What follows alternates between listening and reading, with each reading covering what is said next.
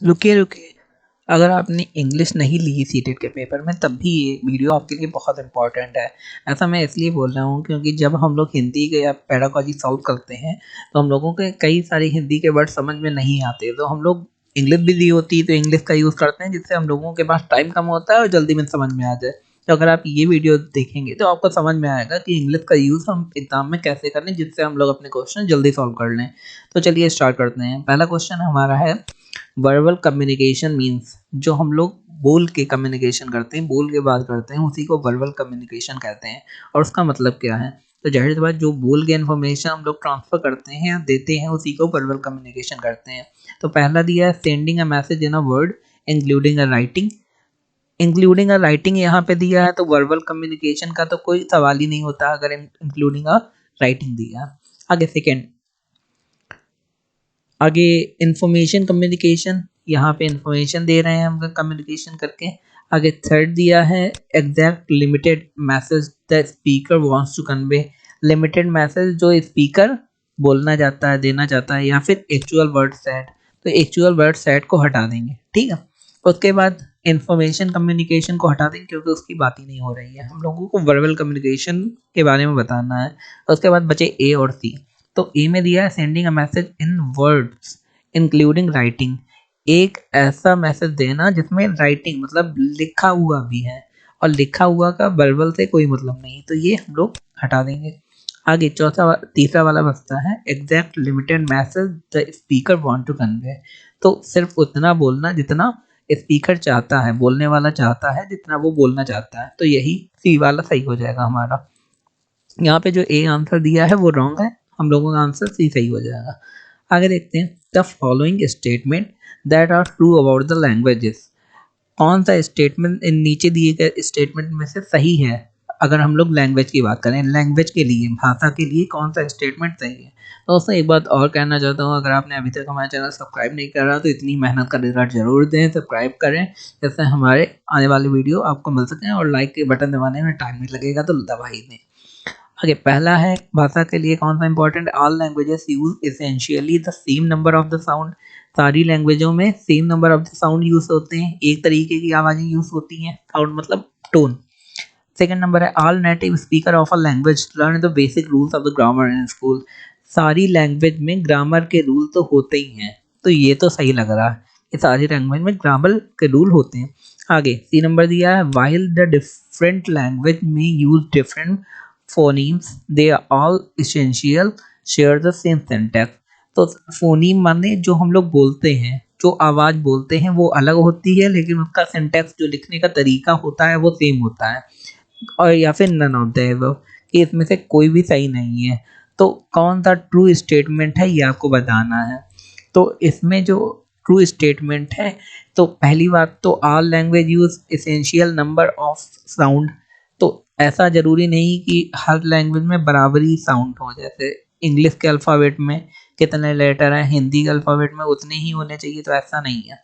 आगे all native speaker of the language learn the basic of the rule of the grammar in school. तो क्या school में सब पढ़ पाते हैं? सब स्कूल जा ही नहीं पाते हैं, तो इसे भी हटा देंगे। वाइल द डिफरेंट लैंग्वेजेस में use different phoneme they all essentially share the same syntax. सबका सिंटैक्स सेम होता है ऐसा भी नहीं है, तो इसमें जो आंसर होगा वो नन ऑफ द अबव, कोई भी ऊपर वाला सही नहीं है। आगे देखते हैं, is a study of language from a cognitive and developmental law. Cognitive माने होता है दिमाग का यूज करना, और डेवलपमेंट माने विकास। तो जो हम लोगों का संज्ञात्मक विकास का रूल होता है वो कौन सी लैंग्वेज में हम लोग पढ़ते हैं, उससे क्या कहते हैं? जिसमें हम लोग लैंग्वेज का संज्ञात्मक विकास पढ़ते हैं तो वो होता है साइको लिंग्विस्टिक। तो इसका ये सही हो जाएगा। देखियो, सोशियो लिंग्विस्टिक नहीं होगा क्योंकि हम लोग लैंग्वेज पढ़ रहे हैं, भाषा का समाज से वैसा कोई संबंध नहीं है कि हम लोग स्टडी करें उसका। आगे कंपेरेटिव लिंग्विस्टिक, हम लोग कंपेयर भी नहीं कर रहे हैं, और खाली लिंग्विस्टिक का कोई मतलब नहीं, तो हम लोग क्या करेंगे, यहाँ पे साइको लिंग्विस्टिक कर देंगे। आगे देखो, the following definition best describe language acquisition. कौन सी डेफिनेशन से ये पता चलता है कि लैंग्वेज का एक्विजिशन कैसे किया? एक्विजिशन माने भाषा को ग्रहण करना या फिर भाषा को सीखना। तो कौन सा यहाँ इसमें सेंटेंस है जिसमें भाषा को सीखने का सही तरीका बताया गया है। तो पहला दिया the process by which a society सर्वैनिकुलर वेरीज। ओके, एक ऐसी चीज जिससे सोसाइटी में विभाजन होता है, या फिर the process by which linguistic is applied to sociology. एक ऐसी भाषा जिसमें अलग अलग एक ऐसा प्रोसेस जिसमें अलग अलग भाषा, लिंग्विस्टिक माने अलग अलग भाषा, सोशल मतलब सोसाइटी में यूज होती हैं। या फिर the process by which the linguistic ability develops in human, एक ऐसा प्रोसेस जिसमें अलग अलग भाषा सीखने की इंसानों की कैपेबिलिटीज को बढ़ाया जा सके। या the process by which the origin of the language is developed, या फिर एक ऐसा तरीका जिससे नई लैंग्वेज कैसे डेवलप हुई वो सीखा जाए। तो सबसे सही ये है कि ऐसा कोई तरीका निकालें जिससे किसी इंसान की अलग अलग भाषा सीखने की क्षमता को बढ़ाया जाए। तो जाहिर सी बात, मैंने बताया बच्चों को बढ़ाने में जोर देंगे, ना कि उन्हें रटाने में। आगे देखते हैं, a student recommend the reading of the latest bestseller saying that it is very interesting. एक स्टूडेंट किसी दूसरे को रिकमेंड करता है, मतलब उसे सुझाव देता है कि ये वाली बुक पढ़ो, ये बेस्ट सेलर है, मतलब ये दुकान में सबसे ज़्यादा बिकी है मार्केट में। You listen, trying to make out whether the student's observation is sincere or not. तुमने सुना क्या स्टूडेंट का ऑब्जर्वेशन को, स्टूडेंट कह रहा है कि ये वाली बुक सबसे ज़्यादा बिकी है, ये ऑब्जर्वेशन जो स्टूडेंट ने करा है वो सिंसियर है, मतलब सराहना योग्य है या नहीं। This type of listening can be described, इस टाइप की लिसनिंग मतलब इस टाइप को सुनने को क्या कहते हैं, तो इसे कहते हैं हम लोग क्रिटिकल लिसनिंग। क्योंकि स्टूडेंट कुछ ऑब्जर्व कर रहा है, पहले बुक देख रहा है, बुक पढ़ी, फिर उसने बुक किसी को रिकमेंड करी कि तुम भी पढ़ो, तो उसने क्रिटिकल माइंडसेट लगाया। जो सुन रहा है उसने भी क्रिटिकल माइंडसेट लगाया। कंप्रिहेंसिव माने होता है किसी चीज़ को विस्तार से बताना, तो उसने विस्तार से तो कुछ बताया नहीं। सिंपैथेटिक माने होता है किसी को सांत्वना देना, तो भाई वो सांत्वना भी नहीं दे रहा है। एक्टिव, एक्टिव का कोई मतलब ही नहीं, तो यहाँ पे क्रिटिकल हो जाएगा। आगे देखते हैं, children deserve most of the credit for the language that they acquire. The observation implies that in modern classroom, जो बच्चे होते हैं वो most of the credit उसके लिए उन्हें मिलता है जो लैंग्वेज वो पढ़ते हैं।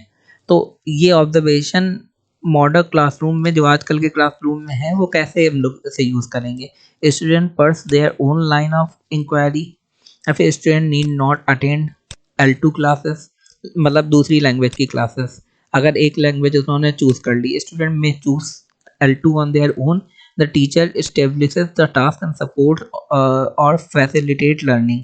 तो इसमें कौन सा होगा, तो student pursue their own lines of inquiry, student अपनी खुद समझते हैं कि हमें कौन सी लैंग्वेज सीखनी और खुद लेते हैं, ना इसमें टीचर कोई बताएगा, ना ही स्टूडेंट को कोई ज़रूरत है दूसरी लैंग्वेज के लिए। आगे देखते हैं, student learning a language often lack confidence when speaking due to the language unique pronunciation rule. One way to overcome the problem, जब बच्चे बोलते हैं भाषा को, तो कभी कभी होता है, आपने देखा होगा कि उनके अंदर कॉन्फिडेंस कम होता है। इंग्लिश अगर आप बोल रहे हैं तो क्यों कॉन्फिडेंस कम होता है, कहीं गलत ना बोल दें, प्रोनाउंसिएशन कहीं गलत ना हो जाए। तो इस प्रॉब्लम से निजात पाने के लिए कौन सा तरीका है, children reading aloud in the class, तेज बोलना एक तरीका है, नहीं तेज बोलना तो तरीका नहीं। Using game like activities which require, ऐसी एक्टिविटी करना गेम जिसमें खेल के में भाषा सीखी जाए, हाँ ये तरीका हो सकता है। Strictly verbal introduction in the classroom, teacher बहुत स्ट्रिक्ट हो जाए क्लासरूम में, तो ये तरीका नहीं है। आगे, conducting special speech therapy with a counsellor, एक काउंसलर को बुला के स्पीच थेरेपी कराई जाए, ये भी नहीं है। सबसे अच्छा तरीका है बच्चों को खेल खेल में पढ़ाया जाए, तो ये वाला आंसर बी नंबर आपका सही हो जाएगा। आगे देखते हैं, for student to gain language skill from textbook learning should be, अगर स्टूडेंट जो लैंग्वेज टेक्स्ट बुक मतलब किताबों से अगर भाषा सीख रहे हैं, तो बुक कैसी होनी चाहिए, अगर उसी से भाषा सीख रहे हैं तो correlate with the assessment and achievement, तो वो ऐसी होनी चाहिए जिसमें उनका आकलन करा जाए और उन्होंने कितना सीखा वो देखा जाए।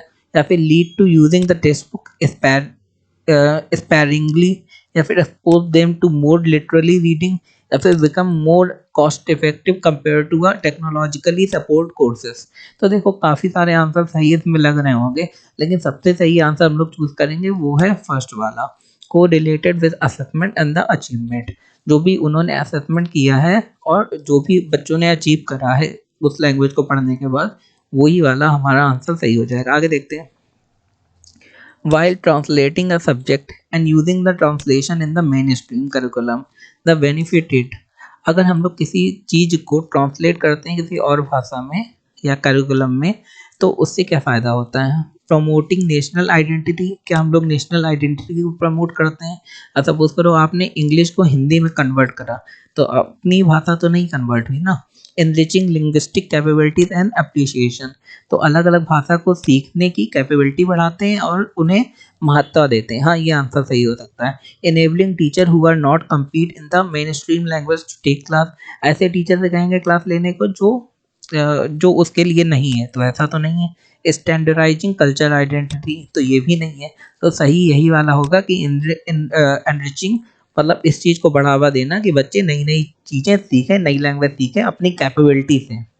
आगे देखते हैं the teaching of reading by association, associating character और group of character with sound in the method, तो ऐसा कौन सा मेथड होता है जिसमें दो या दो से ज़्यादा साउंड को मिला के हम लोग पढ़ते हैं या बोलते हैं? तो वो होता है फोनिक। फोनिक मानी ही होता है कि हम लोगों को एक पूरा वर्ड बोलना है और वो दो या दो से ज़्यादा कैरेक्टर को मिलके बना होता है, ग्रुप का होता है। तो दोस्तों, अगर आपको हमारा वीडियो अच्छा लगा तो हमारे चैनल को लाइक शेयर सब्सक्राइब जरूर करें। धन्यवाद।